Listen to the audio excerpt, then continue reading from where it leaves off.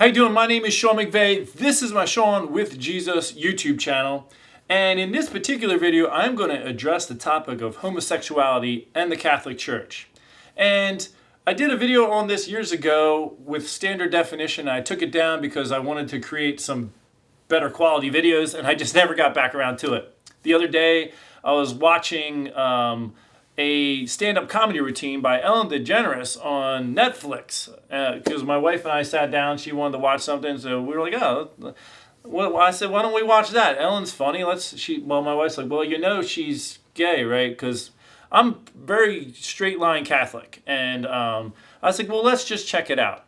So we watched it, and I just felt like God was saying, "All right, it's time for you to make that video."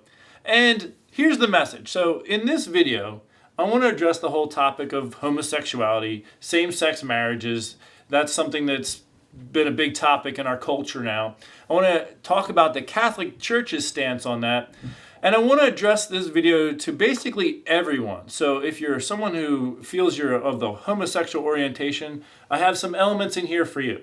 If you're someone of the heterosexual orientation, and especially a religiously minded person, I have some things for you to consider as well. And matter of fact, let me address those first, because very often we are ineffective from a religious standpoint in addressing people who feel as though they have a homosexual orientation because we don't start with empathy. So let's start with empathy. That's something very important. Here's the situation. You have somebody who's born who feels as though they have an attraction to someone of the same sex. Then you have this entity, we call it the church, saying you can't do anything about it in the sense that you can't be married. Now, on top of that is this fear and pain of admitting to other people like, oh, this is how I am. And that's a very painful thing to live with. And even getting back to that not the documentary, but the stand-up comedy thing I saw with Ellen, she talked about all the suffering she went through after she admitted that she was gay. So she said, I'm gay, and she had trouble finding work for a couple years. That's a lot of suffering. So first and foremost, especially the religiously minded people, we need to look at the situation and realize these people are hurting.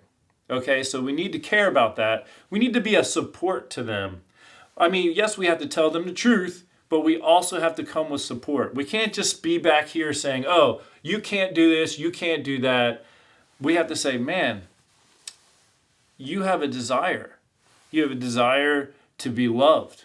You have a desire for relationships. And you have attractions to people of the same sex. And you see people who are heterosexual getting married. Oh, I want what they want. So there's this difficult situation. And here we are telling you, you can't have that. That's got to be painful. Now, I'm going to use myself as an example for a minute. Going back, I've always felt called to the marriage vocation, and I've always wanted that. But there were many, many years where I just couldn't make someone fall in love with me. I couldn't just find the right person. I was in my 30s before I ended up married. So there was a lot of years there where I was like really wishing that would work out. But I couldn't make it work out. I couldn't just make that person appear. I had no control. So, and it hurt. It hurt to think, oh, this is what I want, but I can't have it because I can't find it. God hasn't blessed me with that person yet, or whatever the case was. So I can relate to the feeling of wanting to be married, but not being able to make that happen. So, and I know it hurt. So when I look at somebody with the homosexual orientation, and for us to say, okay, you can't be married, I understand that that's a painful thing. And so I just encourage you who are out there to consider that. I mean, I'll give you an example too. Like I spent some time in a religious order to figure out, well, is that my calling? And I have good eyesight. I don't have contacts. I don't have glasses, even now. And there was a guy in the religious order who needed glasses. And one of the things we did in this religious order is we took a vow of poverty.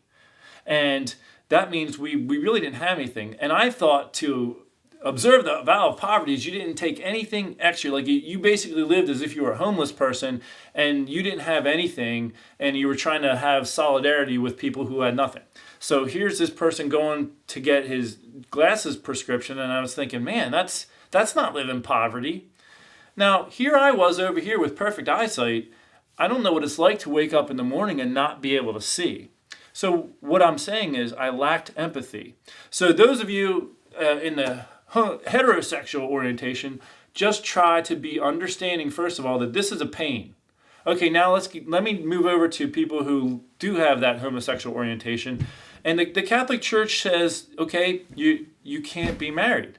So in the context of the way God made us, he created Adam and Eve, and he made them male and female. And the first commandment that he gave was to be fruitful and multiply.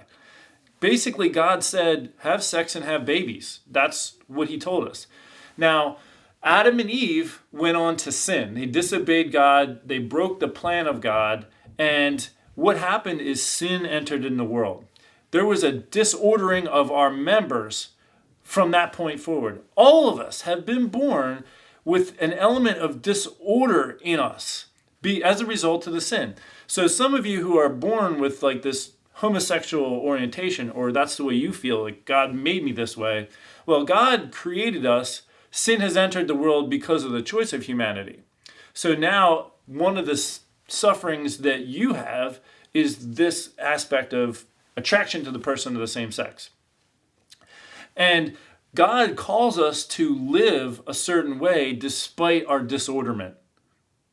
So let me give you an example. I'm married, I'm happily married, and there are times when I feel attracted to other women.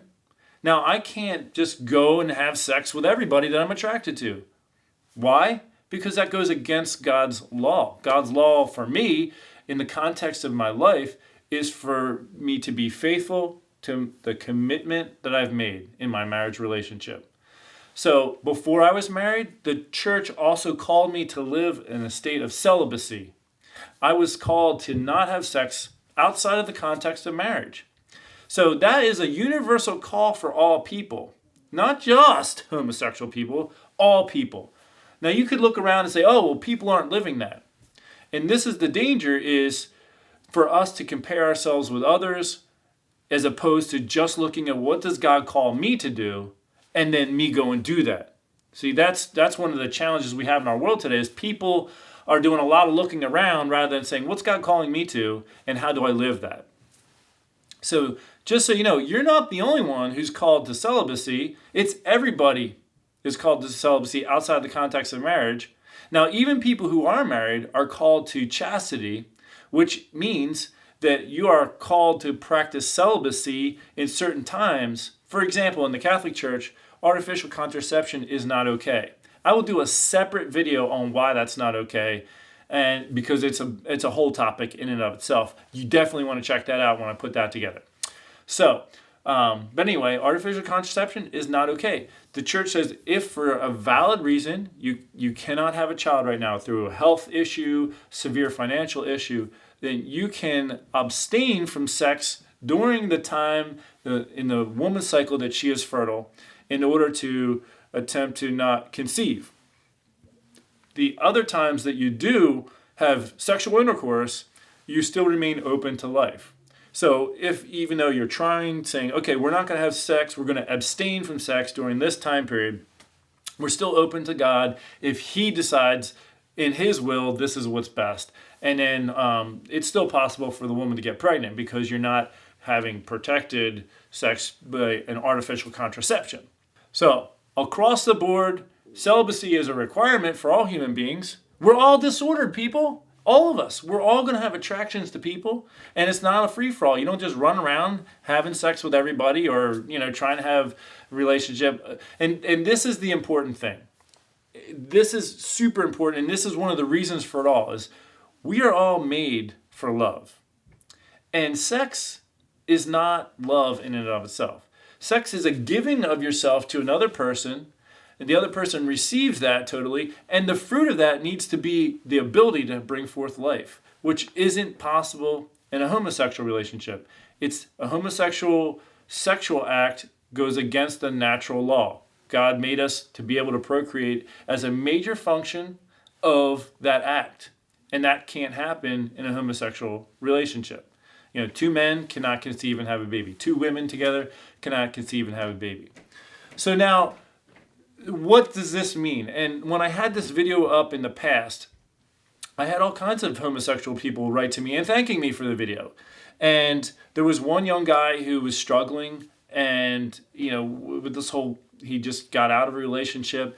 And I said, listen, you don't need to be in a relationship to love somebody. Like, you don't need to be able to have physical intimacy, through sexual acts with somebody to love that person. You don't even need to touch them. And I will tell you and attest to this, that some of the most meaningful moments in my life of genuine love between me and another person were we were just sharing things that were happening in our life or that had happened. And just that element of sharing yourself I felt so fulfilled and so happy and so loved in the conversation. I didn't even need to touch the person. And I was encouraging the young man to think about that. If you're homosexual, you can learn how to love people and feel fulfilled. And here's the thing, though, our world's not saying out there. Our world is telling us that you need to be able to have sexual expression. You need to be able to have sexual actions with another person in order to be fulfilled. That's incorrect. That's not true. If you have some kind of a sexual interaction with somebody, really what you're doing is destroying yourself. This is what I mean. Outside of the context of a valid possible union, what it does is it interrupts our emotions. And because there's a lot of times, formal commitment, our emotions are disrupted, and then the relationship ends up falling apart, and we're a mess. So at the end, what we realize is that didn't result in love. It resulted in more disorder. And again, it comes through our fallen humanity. And the Catechism of the Catholic Church tells us that in our members, our passions incline us to sin. So let me give you an example. Let's say you're attracted to a particular person. Okay, I'm married. Let's say I'm attracted to some beautiful model who is attracted to me, which I don't expect happening. But hey, if it did, let's say we're attracted to each other. Now, what does that mean? Now, my passions may incline me to want to sin. And so for me, I have to make a choice. And this is called virtue. So if I make a choice to be faithful to my commitment, to not have inappropriate thoughts about that person, then I'm living the way God wanted me to. And I stay in my relationship, and there's that harmony continues in my life. If I follow that path of the passions, that's where the disordering builds. And I've seen people do that. I've seen married people do that, and you may have too. So in this whole topic, what we need to do, if you're heterosexual, you need to have empathy. We need to be a support for people with a homosexual orientation. Hey, you are loved by God. You're loved by us. We have to love you and support you. What you're carrying is a cross. It hurts. And for someone of a homosexual orientation, what you need to realize is that you're made for more than just a human relationship. Fulfillment isn't here in one single relationship, and that's you're not hearing that message out there. But that is the truth. So if you would learn to stop looking for a relationship and to have what heterosexuals have and be able to get married, you're wanting what other people have when your true fulfillment isn't going to be found there. You can challenge any homosexual relationship to look at each other in the eyes. Even Ellen, if you're out there watching, if you want to look at I don't remember is it Portia? I don't remember what her significant other's name is. But if you look at each other in the eyes and say, am I totally fulfilled just by you? You're going to look at each other and say, the truth is no. Because no human being, no job, no one thing, not even a compilation of things or people can fulfill us. Because there's a spot that only God can fill. The ultimate total fulfillment is only in God. And until we find and get that right, we're always going to have we're always going to be searching for something. It doesn't matter who you are. You might think it was going to be fulfilled in that homosexual relationship, but hey, once you get into it, if you even last for a few years and you just stop and look at each other, the truth is there. Hey, we're not fulfilled. We're not going to be fulfilled because we're not in God. We're not united with God yet. And so you have to live the way God wants in order to have full union with God. Ellen, people like that, I love these people. I think they're great people. and I care about them, which is why I'm making this video. I want everyone to have the fulfillment that God wants them to have. So here's the order, guys. First and foremost, we need to be right with God. He's the one who created us.